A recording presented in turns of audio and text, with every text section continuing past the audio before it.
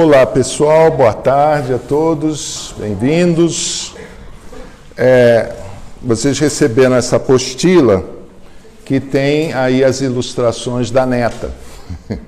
Então, a netinha, eu pedi para ela, ela fez as ilustrações e realmente a ilustração ajuda a entender as coisas, né?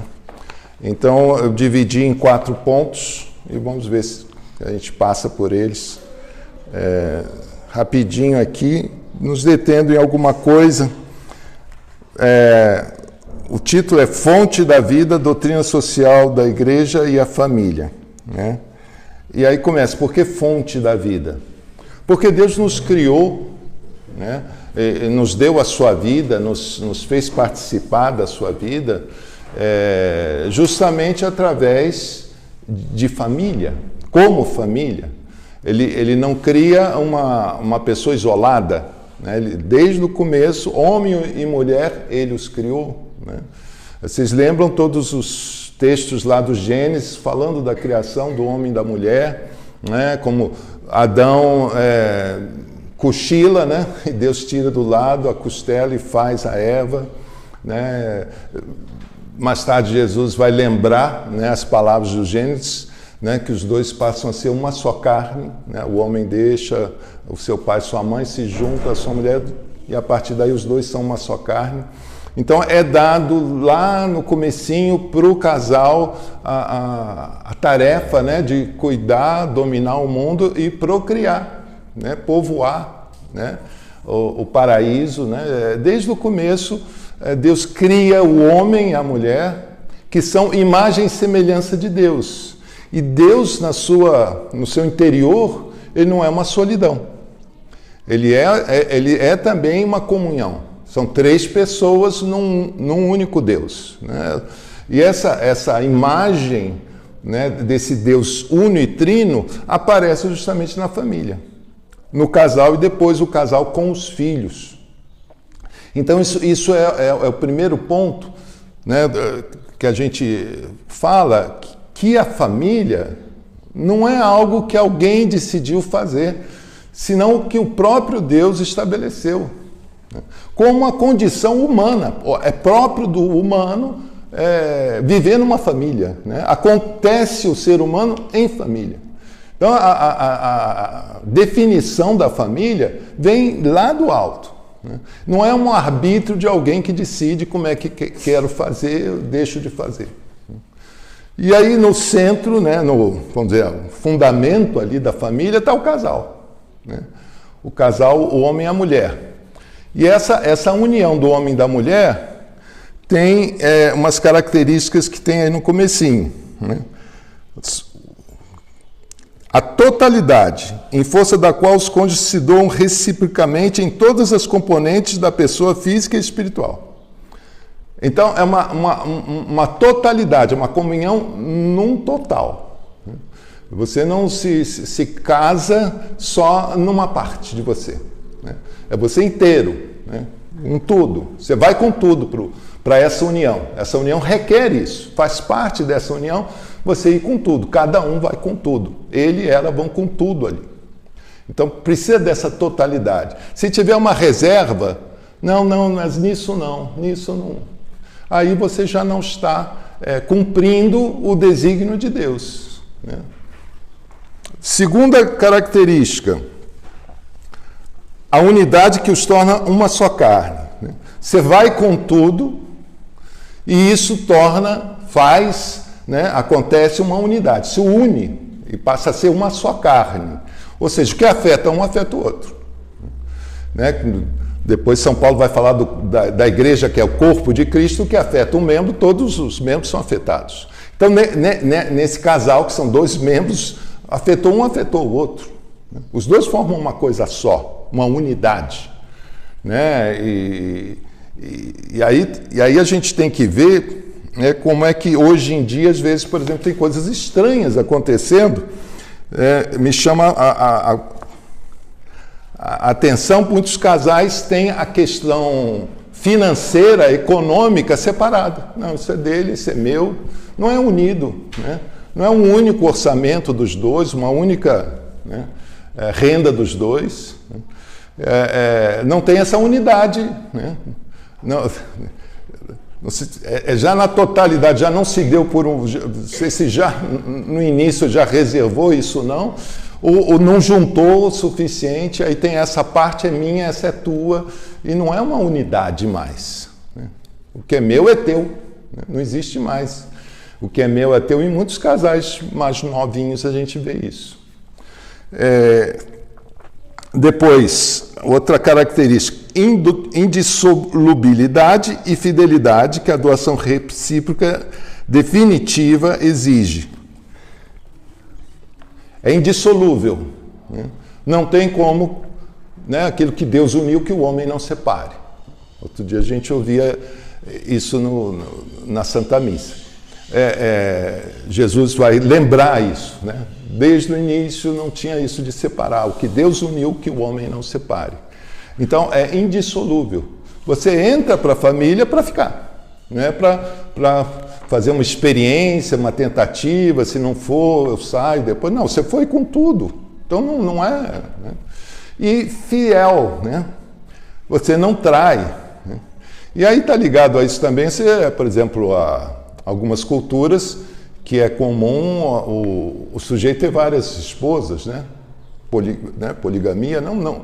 É contrário ao desígnio original de Deus. Porque se é total, é exclusivo, é para essa. Eu não posso ser unido e total com várias pessoas ao mesmo tempo. Né? Tem que ser aquela, porque senão estou dividido. Então isso já trai, todas são coisas que traem o projeto original de Deus sobre a família. E a última é a fecundidade, a qual ela naturalmente se abre. Então, a própria natureza já se incumbe de levar esse casal a ter os filhos. A fecundidade, né? É natural.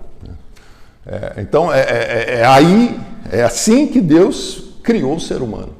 Para viver assim. Essa é a fonte da vida. Por isso o título. É a fonte da vida. A vida humana vem através da família. É na família. Estabelecida por Deus. Deus nos criou assim. Né?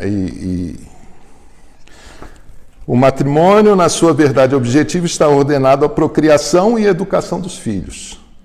Na família, o bem recíproco do homem e da mulher, unidos em matrimônio, criam um ambiente de vida, no qual a criança pode nascer e desenvolver as suas potencialidades, tornar-se consciente da sua dignidade e preparar-se para enfrentar o seu único e irrepetível destino. Ou seja, a criança, né, que nasce, né, ela precisa dessa família para dar esse ambiente onde ela vai se desenvolver, onde ela vai se realizar, né, na pessoa que Deus quer.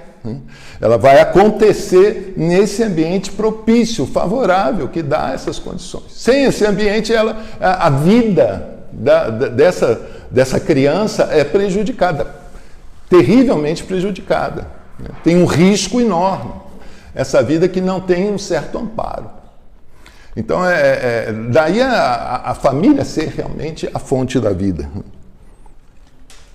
A presença de Jesus na Sagrada Família torna a família sacramento.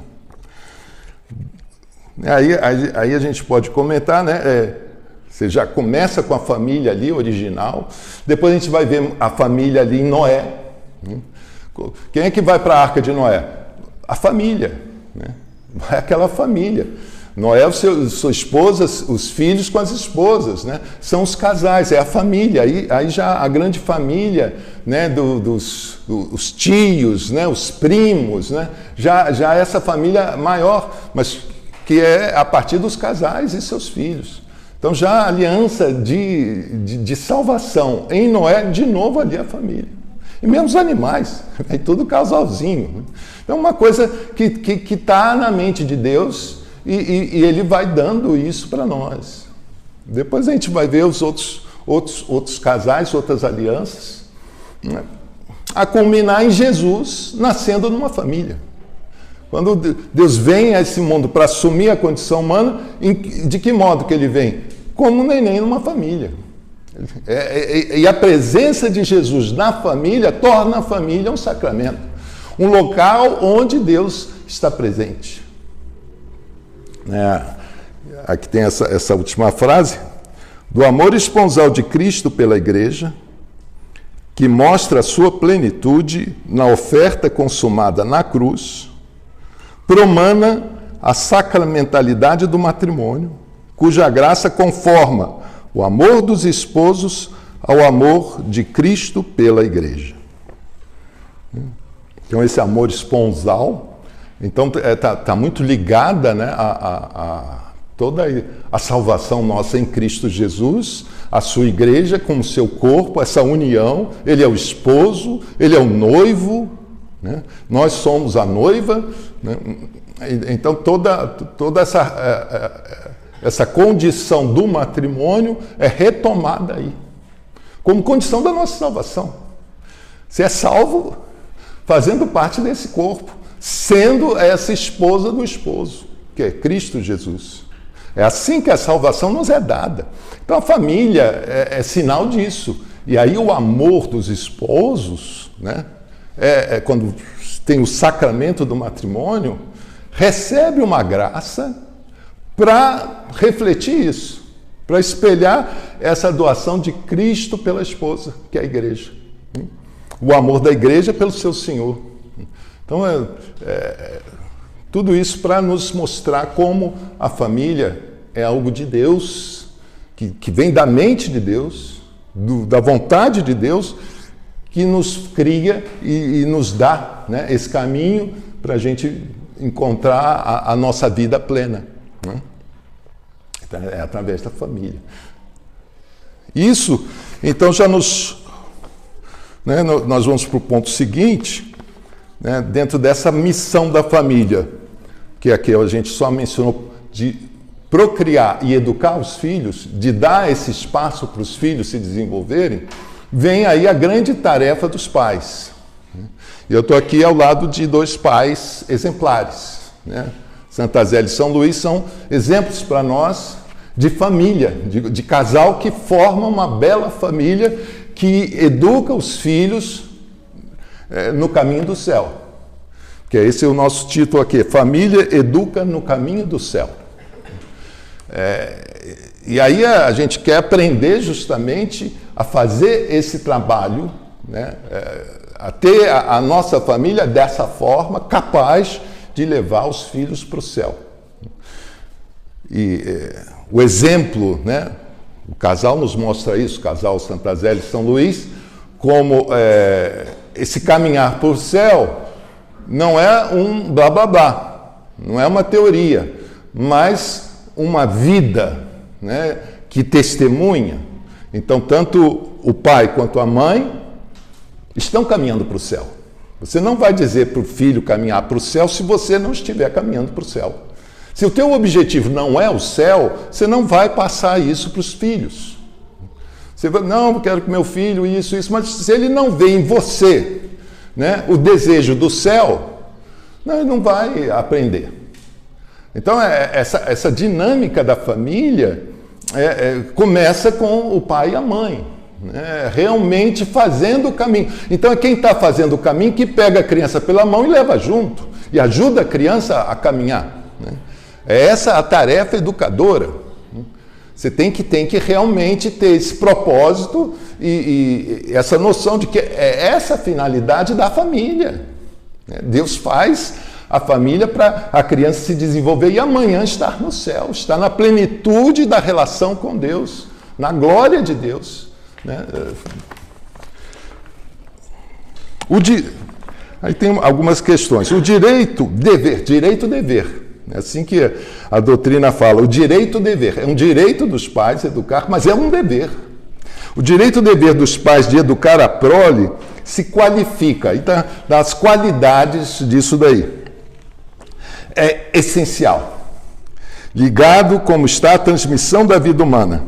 Ou seja, está na essência de ser pai e mãe essa educação.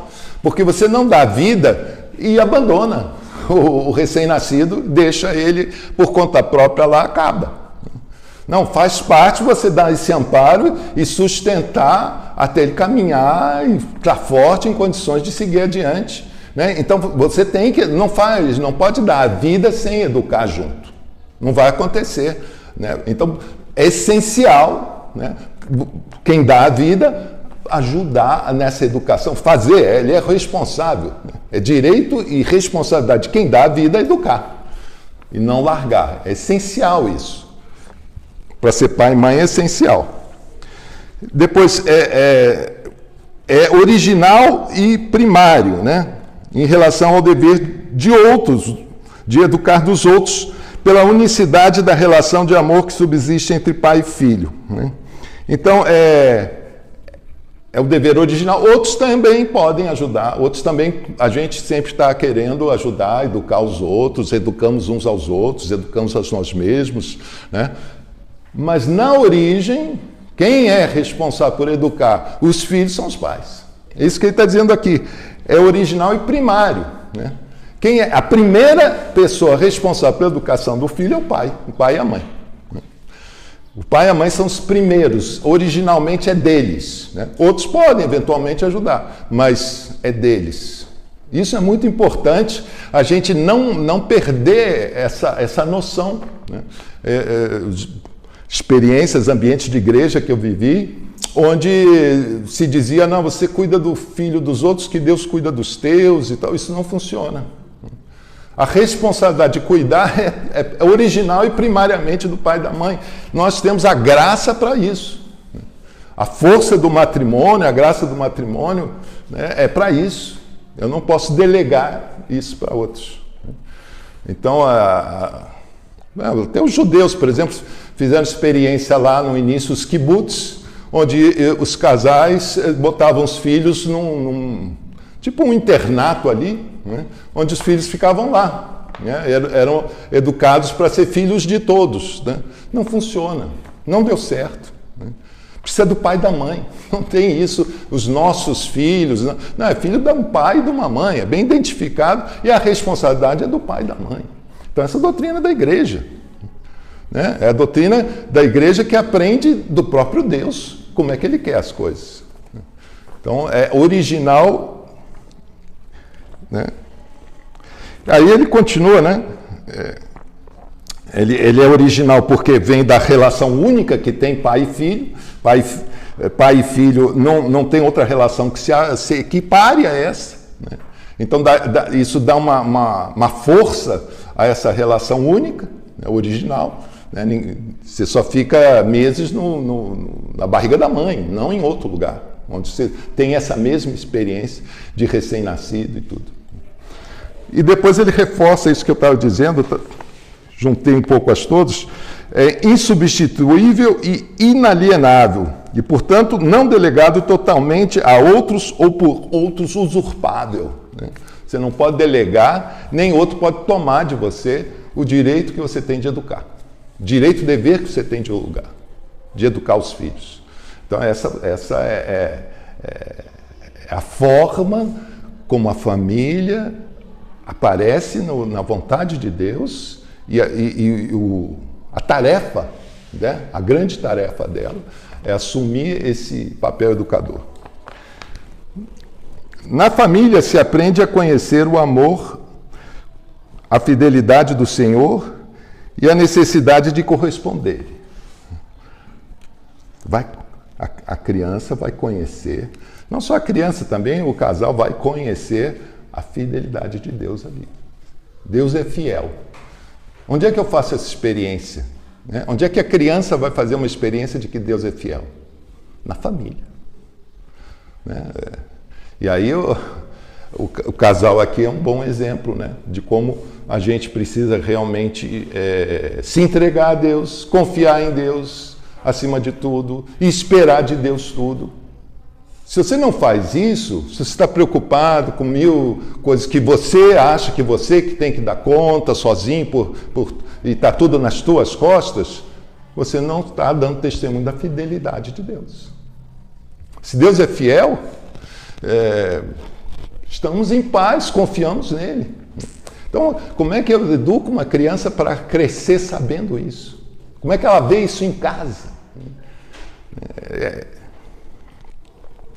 Conhecer o amor, a fidelidade do Senhor e a necessidade de corresponder-lhe. E aí diz, bem, a família aqui, o casal, é um exemplo ótimo de como é ensinado as crianças a corresponder.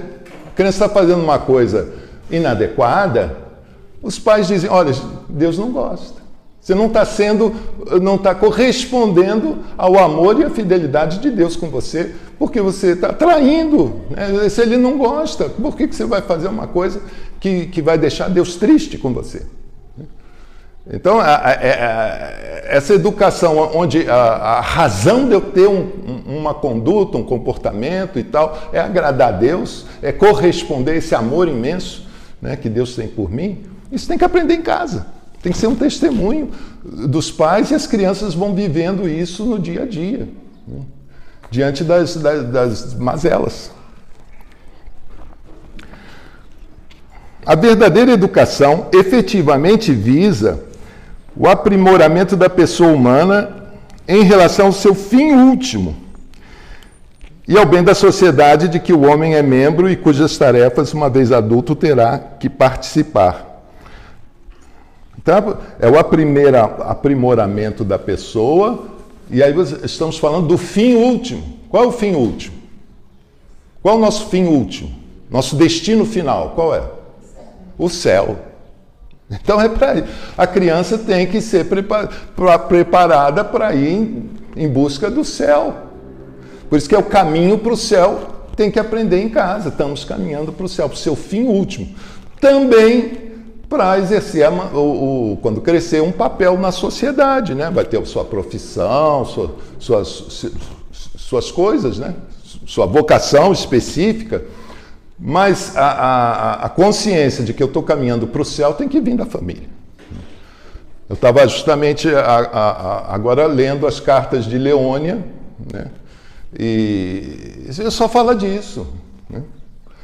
As questões vão acontecendo e ela escreve para as irmãs o tempo todo, né, de que no céu as coisas vão estar finalmente totalmente resolvidas. Estamos indo para lá, né? A nossa mãe morreu, já está lá aguardando a gente, né? A Terezinha morreu, está lá me ajudando a ficar na minha vocação, a ter a minha vocação bem resolvida, né? Então é o céu conosco e nós para o céu, né? A Zélia ensinou a Helena, a filhinha que depois morreu com 5 anos, estava com uma dor de ouvido horrível, ela disse para a filha pedir a intercessão dos irmãozinhos que tinham morrido, que estavam no céu. Tinham morrido com meses de idade, né? E pede aos seus irmãozinhos para conseguir. E foi curada, no dia seguinte estava curada. Então a relação com o céu é uma relação viva, não é só uma teoria, é algo que você experimenta concretamente. As graças de Deus, o céu atua aqui. A relação é uma relação verdadeira, né? E isso precisa ser experimentado.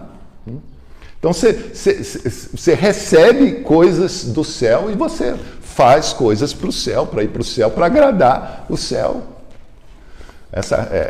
É muito bonito a gente ver no casal essa parte do fim último.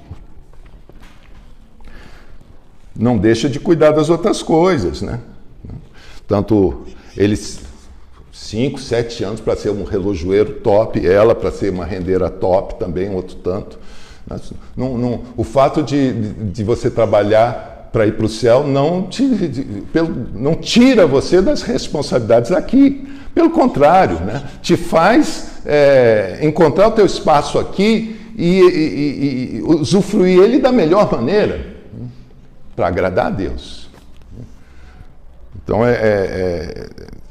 esse equilíbrio, a gente vê os pais, mesmo católicos, bons católicos e tal, muito preocupados com o destino dos filhos aqui. Qual vai ser a profissão, né? Onde é que ele está estudando, vai passar no vestibular, vai não sei o que lá, mas e o destino definitivo, né?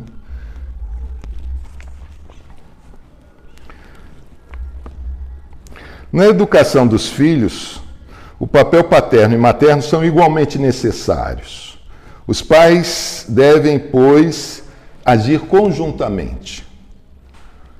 A autoridade deve ser por eles exercida com respeito, delicadeza, mas também com firmeza e vigor. Né?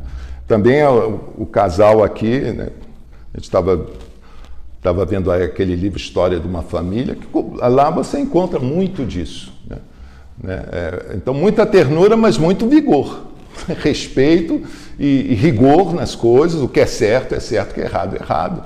E não tem passar a mão, não. Passar o pano, como a gente diz hoje, né? Não tem que ficar passando o pano, não. O casal age conjuntamente, isso a gente vê, né? Os dois agindo juntos. A criança precisa dos dois, precisa de pai e mãe, cada um de uma maneira, mas no mesmo movimento, no mesmo intuito, né? De ajudá-los a ir para o céu. Então, a cobrança e a festa que um dá, né, e o outro dá, né, ora é um, ora é o outro, mas é um trabalho conjunto, né, do casal. Esse casal que tem essa totalidade, essa unidade, essa graça do matrimônio para agir assim.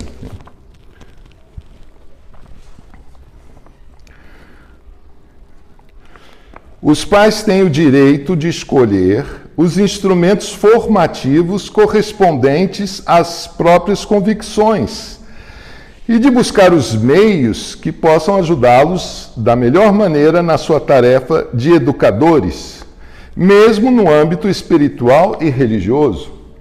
Né? Então, um direito, né? Qual a maneira? Quem é que vai me dizer qual é a maneira certa para eu educar os meus filhos? Você. Você. Não tem a quem passar. Como a gente viu antes, é intransferível. Você não tem como transferir isso para outra. É você. Você que vai saber, vai escolher quais são os meios adequados para os teus filhos.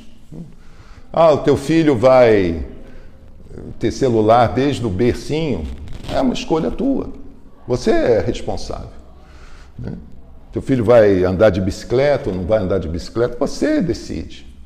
Né? Como é que os pais aqui de Santa Terezinha e das suas irmãs decidiam? Né? Tinha horário para as coisas. As leituras eram os pais que escolhiam. Você vai estudar essas coisas, vai ler essas coisas, vão dar instrumentos, material para o seu estudo, para a sua formação. Vem dos pais, a escolha é dos pais, não é o filho que escolhe, não é a escola que escolhe, não é o vizinho que escolhe, é o pai e a mãe que escolhem o que o filho precisa, o que ele precisa, é necessário para ele se desenvolver bem, nesse caminho de santidade, não. Então é o direito de escolher, correspondente às próprias convicções e de buscar os meios para ajudá-los. Os pais são os primeiros, mas não os únicos educadores dos filhos. Você vai ter outras pessoas educando. Né? Na própria família você tem os avós, né? Eu sou avô, né? Eu tenho cuidado, eu não vou atropelar o pai e a mãe. Eu tenho a reserva, né? Às vezes, se o pai e a mãe são de um jeito, às vezes eu não concordo, vou falar com o pai e a mãe, não vou interferir direto com a criança. Né? Então, tem outros agentes, né? Inclusive a escola. Inclusive os blogueiros, a internet, tem cheio de gente querendo educar teu filho. Governo. Então, são os primeiros, mas não os únicos. Compete, pois, a eles exercer com sentido de responsabilidade a sua obra educativa em colaboração estreita e vigilante com os organismos civis e eclesiais. Né? É vigilante, né? Então, o governo, né, tem escolas públicas, uma série. Você está vigiando? Você sabe o que está acontecendo com o teu filho na escola? Você participa da vida da escola? tem que ser assim. Tá lembrando lá em casa, a gente botamos numa escola, né, e de repente a Ângela, né, minha esposa, viu que tinha alguma coisa esquisita. Puseram uma orientadora pedagógica, era uma escola católica, mas essa orientadora pedagógica não estava destoando. Mas viu porque estava presente. E uma vez que viu, atuou. A gente chegou a escrever uma carta para o bispo, né, sobre o assunto, ele interviu. No fim das contas, essa moça foi mandada embora da escola. Porque o teu olho vigilante tem que estar ali. Você não pode abandonar, tá entregue. Nem na catequese. A gente sabe que uma catequese, às vezes, aqui passa ideias que não são as tuas, né, que não são as boas. Então você tem que estar vigilante. Então, tanto civil como eclesial, a doutrina social, esses textos que estão aqui são pinçados daquele compêndio da doutrina social da igreja. Então, tá bem claro lá, né? Isso aqui que eu resumi. Então, é uma instituição feita por Deus, que é do jeito de Deus, e que tem essa tarefa de preparar os filhos. A sua grande tarefa, né? E pena não ter aquele texto da Santa Zélia, que a Patrícia tirou outro dia, que ela fala, né, da alegria dela de ter filhos e a vocação dela e prepará-los para o céu, né, para povoar o céu. Temos que povoar o céu. Não adianta ter filho se não vai para o céu. Eles rezavam quando nasceu as crianças: olha, meu Deus, se essa criança fosse perder, leva já. Leva já. Não adianta. Não queremos ter um filho que vai se perder. Ele tem que ir para o céu. Leva já. Então, é real a coisa, tem que ser de coração. E, bem, aí a gente vai para o próximo tópico.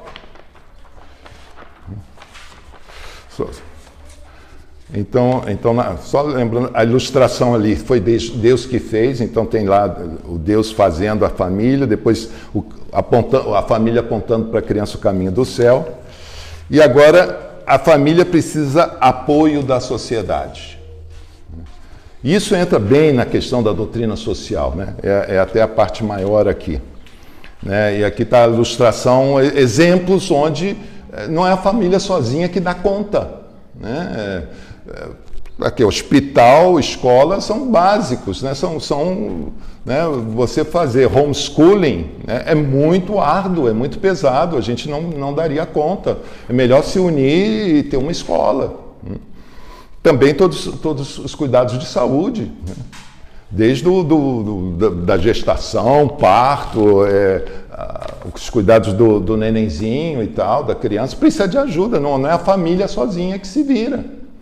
Então, várias famílias têm a mesma necessidade, elas devem se unir, a sociedade se une para ajudar as famílias a poderem exercer a sua missão, né? E é isso que a gente fala aqui nesse aspecto, dessa ajuda, né? A paternidade e a maternidade representam uma tarefa de natureza não simplesmente física, mas espiritual. Através dela passa realmente a genealogia da pessoa que tem o seu princípio eterno em Deus e a ele deve conduzir. Então, aqui está dizendo que existe um mistério de Deus aí na pessoa, né? A pessoa vem de Deus, ela nasce naquela família, mas tem uma herança ali de família, né? Tem uma graça de Deus, tem um desígnio de Deus que vai estar acontecendo ali. Então você tem que ter muito cuidado, muito respeito. Nasceu aquela família, ela tem esse papel de transmissor de algo muito maior do que só o pai e a mãe. Algo que os antecede.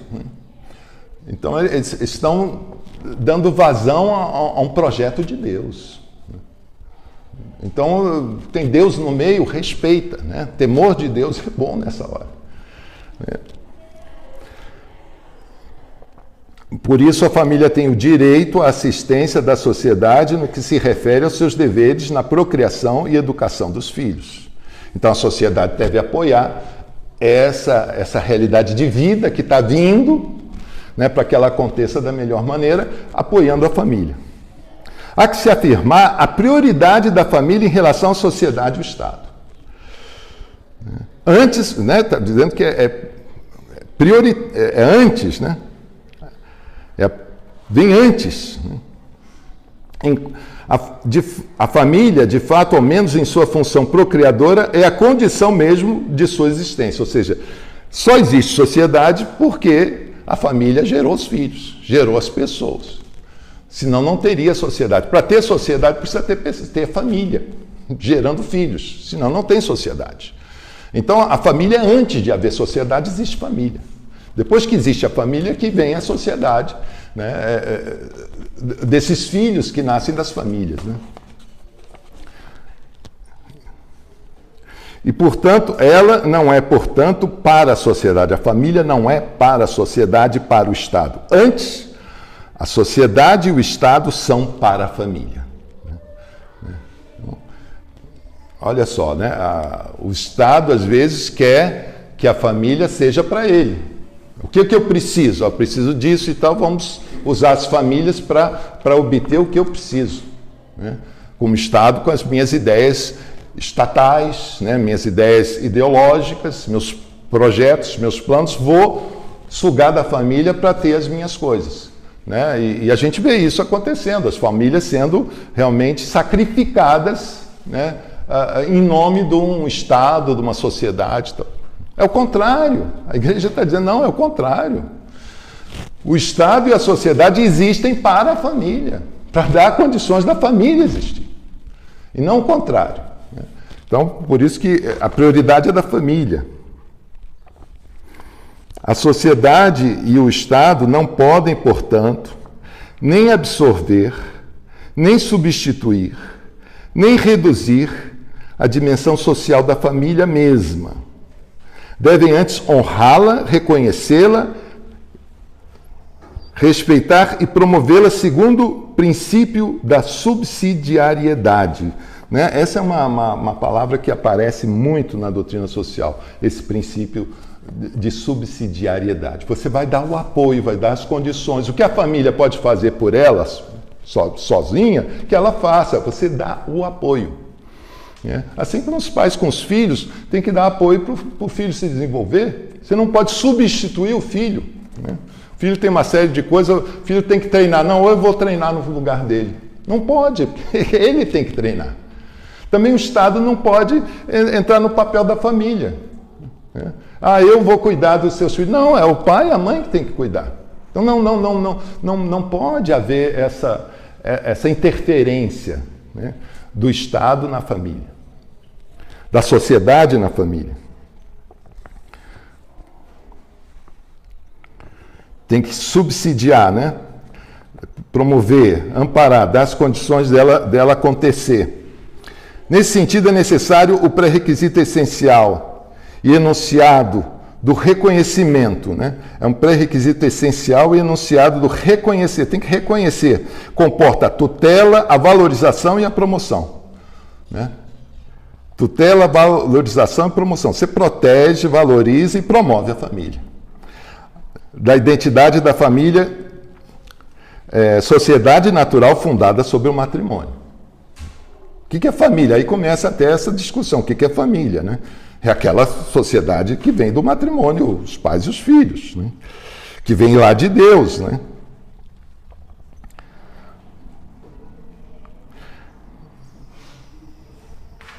Tal reconhecimento traça uma linha de demarcação clara entre a família propriamente entendida e as outras convivências que da família, pela sua natureza, não podem merecer nem o nome nem o estatuto. Você não pode misturar as coisas. Hoje é uma tendência de dizer, tudo é família. Né? Juntou gente é família. As pessoas estão convivendo e tem família ali. Não, a família é algo muito específico, que tem uma característica que a gente já viu aqui, né? Tem uma tarefa que a gente já viu aqui. Isso é família. E isso é um bem social. A sociedade precisa disso. Né? Enfraquecer a família, né, vai fazer a fraqueza da própria sociedade. Mais cedo ou mais tarde essa sociedade se desmancha se a perder a família. Por isso você tem que prestigiar a família. E não pode confundir a família, que é essa do pai e da mãe com os filhos, do jeito que a gente tem visto, com outras coisas, né? Outras formas de associação de pessoas. Equiparar uniões de fato com matrimônio é descrédito para o modelo de família. O que é família? Não é qualquer união de fato. Há casos, inclusive, em certos direitos, que os amaziados, né, têm mais direitos do que a esposa. Então, isso é uma inversão. O que é mais importante para a sociedade? Né? Um casal que tem um compromisso de se entregar, de lutar por aquilo, de se consumir pelos filhos, os amaziados que não têm esse compromisso, não se declaram assim. Né? O que vale mais para a sociedade? E nas leis começa a aparecer que vale mais quem não está casado. Então a sociedade está doente. A sociedade se perdeu disso aqui.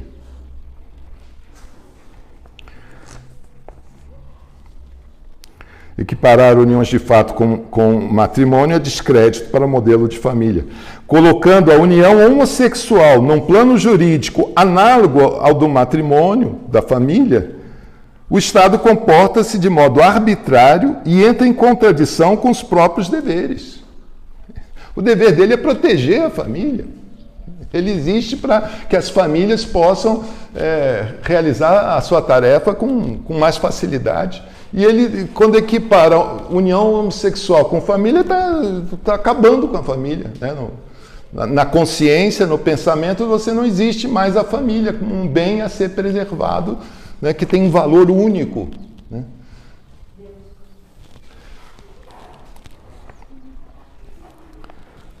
Se uma legislação pode, por vezes, tolerar comportamentos moralmente inaceitáveis, não deve jamais debilitar o reconhecimento do matrimônio monogâmico indissolúvel como única forma autêntica de família.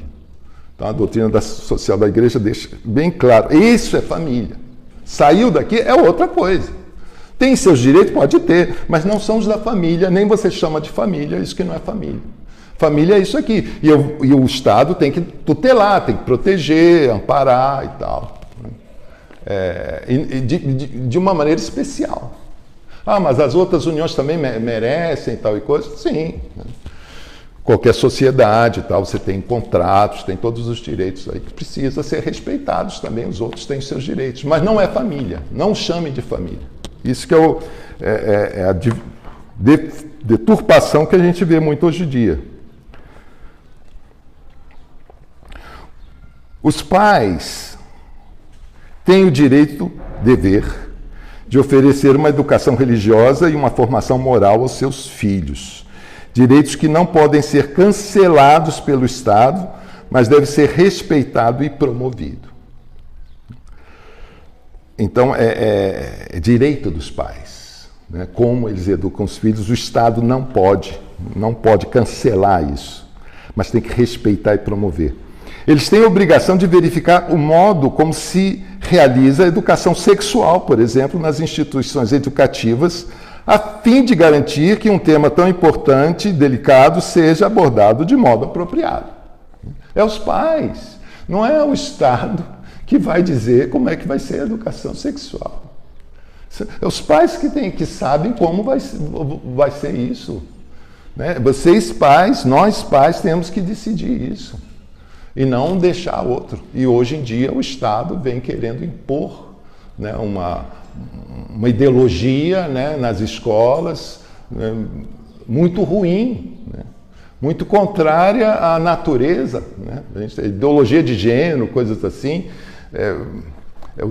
Os transexuais, O que tem de crianças sendo mutiladas, principalmente nos Estados Unidos, mas também na Europa tem bastante. Mas os números nos Estados Unidos são gritantes. A quantidade de crianças sendo mutiladas, castradas, ou por cirurgia ou quimicamente. Né? Crianças bem pequenas. Né? Esse pessoal, e eles vão jogando a idade cada vez para mais cedo. Né? Jamais, né? 13 anos já decide, não, eu acho que eu não quero ser homem, não, quero ser mulher e tal. Aí já começa a ter todo um tratamento hormonal. Nas escolas, as escolas têm programas lá para incentivar uma abertura assim, de falar o que está sentindo, que na verdade promove as deformações, e é um espaço que os pais não podem saber, é escondido dos pais. Então isso nos Estados Unidos é gravíssimo isso nos Estados Unidos. Então cabe a nós pais, os pais, quem estiver me ouvindo, que é pai e mãe, é você que vai ter que proteger os teus filhos. Não, o Estado hoje é um inimigo da família. É um inimigo do destino eterno dos nossos filhos, das nossas crianças. E precisamos rezar para ter inspiração de Deus, força de Deus de enfrentar isso da maneira adequada. É muito grave o que a gente vive hoje nessa relação de sociedade, Estado com família e educação de filhos.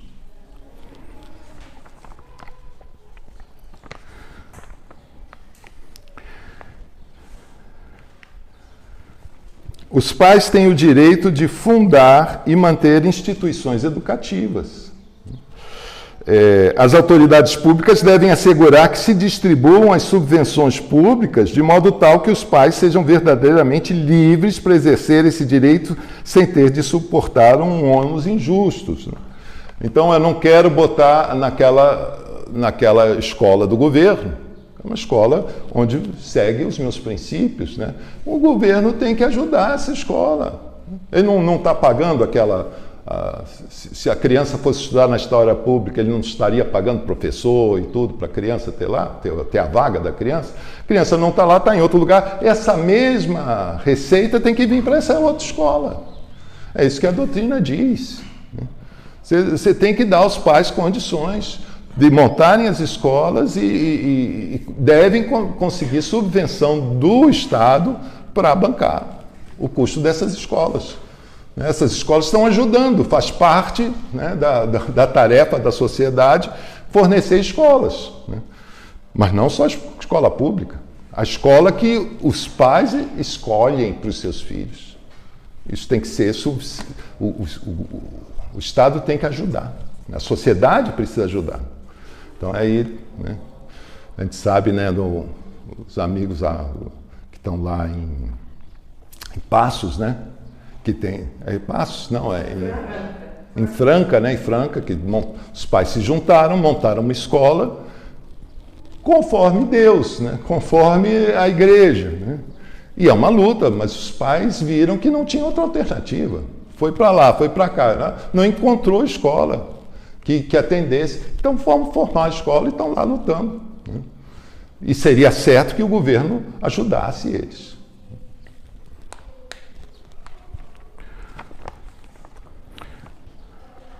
Os casais casados com família numerosa têm direito a uma ajuda adequada e não devem ser discriminados com a obra educativa, né? Forma o homem para a plenitude de sua dignidade pessoal, segundo todas as suas dimensões, inclusive social. Ela está, né, gerando cidadãos também, né? É alguém que vai morar no céu? Não, mas é um cidadão que na sua vida aqui vai colaborar com a sociedade. Então não pode ser mal visto. Então as famílias numerosas, a doutrina social da igreja diz que o Estado, a sociedade tem que amparar, tem que dar meios para, né, as questões econômicas mesmo, né? A questão toda do trabalho, né? Vai ter uma aula depois sobre trabalho. Mas esse trabalho e família é muito importante, né? Qual o apoio do Estado para as famílias numerosas? para que elas tenham mais condições. Elas precisam mais, tem mais cidadão vindo dali, precisa de um apoio especial ali.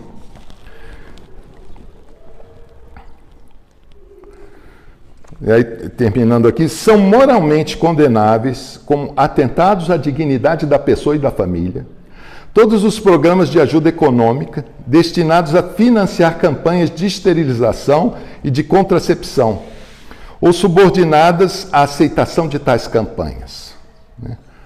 Então, programas de ajuda econômica, você vai receber esse dinheiro, mas você vai ter que fazer Aqui no Brasil, no Nordeste, uma época se fazia laqueadura nas mulheres quando iam ter parto.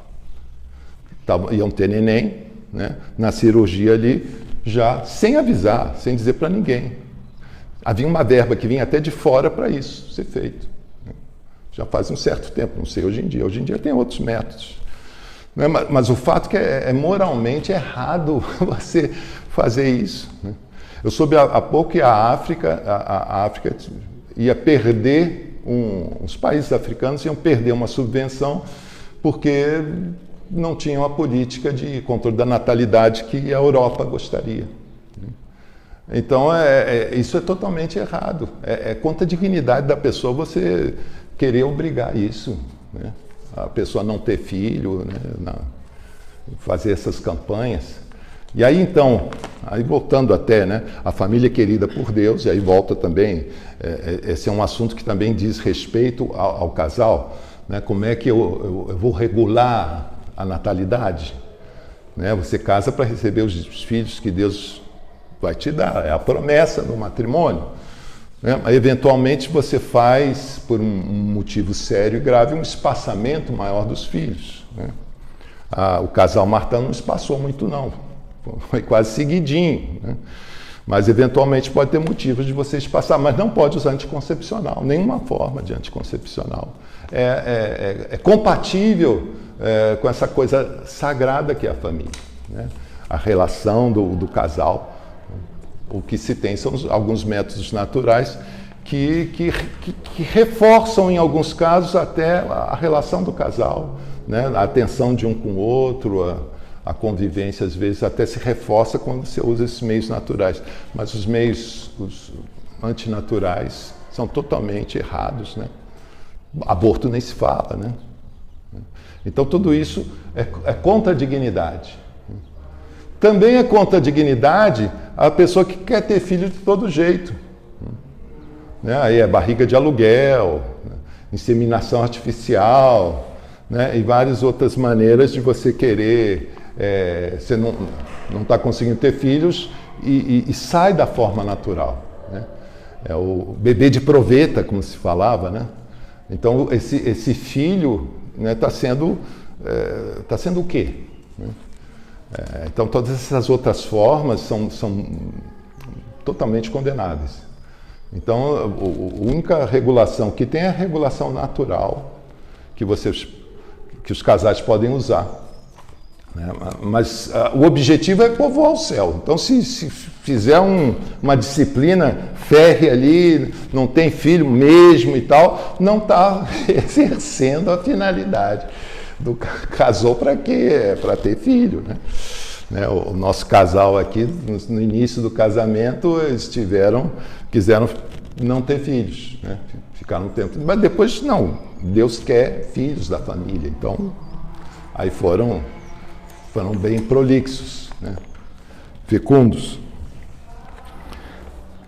Ligado a isso, são evidentes os direitos do nasciturno, a quem devem ser garantidas as condições ótimas de existência através da estabilidade da família fundada sobre o matrimônio e a complementariedade das figuras paterna e materna.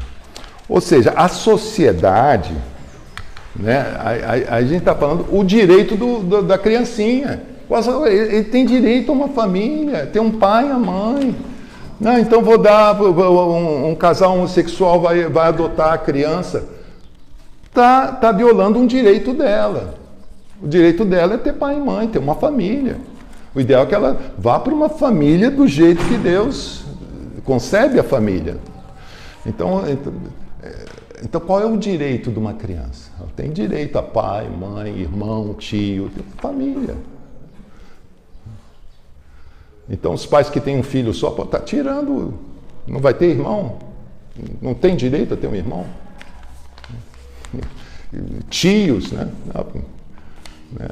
Meu pai é filho único, eu não tenho um tio paterno, não tem. Não tem direito, outros têm, por que eu não posso ter? Alguém decidiu ter um filho só. Não, nem sei exatamente a história, né, dos meus avós quanto a isso, né, mas só para ilustrar como que falta essa reflexão sobre os direitos do nasciturno, da criança que está nascendo e que vai crescer e precisa da família. E não só pai e mãe, mas também irmãos, tios, tias, primos, a família. Essa família aqui é um exemplo ótimo de como a família se ajuda. Mas isso já estou entrando na última parte aqui. A família cuida quando estamos fragilizados. Então, não tem nada que se compare à família nessa hora. Né? Quem é que vai cuidar do idoso? Do filho excepcional? Quem vai cuidar? Quem tem a garra? Né? Quem tem, né, a coragem de enfrentar certos problemas? Senão a família. Então, a família é algo muito precioso. E aqui a gente, né, família cuida quando estamos fragilizados. Intimamente unida à igreja por força do vínculo sacramental, que a torna igreja doméstica, ou pequena igreja, a família cristã é chamada a ser sinal de unidade para o mundo e a exercer deste modo seu papel profético, testemunhando o reino e a paz de Cristo, para os quais o mundo inteiro caminha. Ou seja, a igreja, que é o sacramento universal da salvação, né? Saiu, acho que no Concílio Vaticano II, essa definição, né? A família é uma pequena igreja. Já tem uma igreja ali.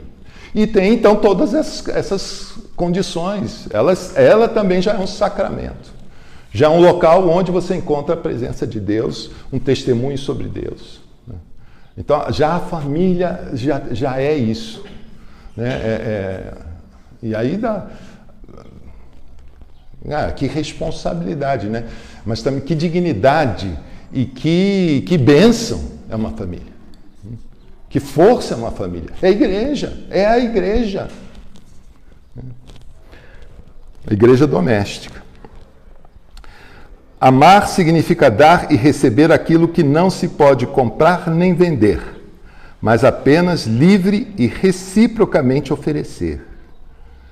A família costuma ajudar em necessidades como falta de dinheiro, falta de moradia, cuidado dos doentes, amparo aos idosos e deficientes, desemprego, iniciar uma profissão, companhia, partilha, conforto aos em luto, ajuda aos órfãos e viúvos, etc.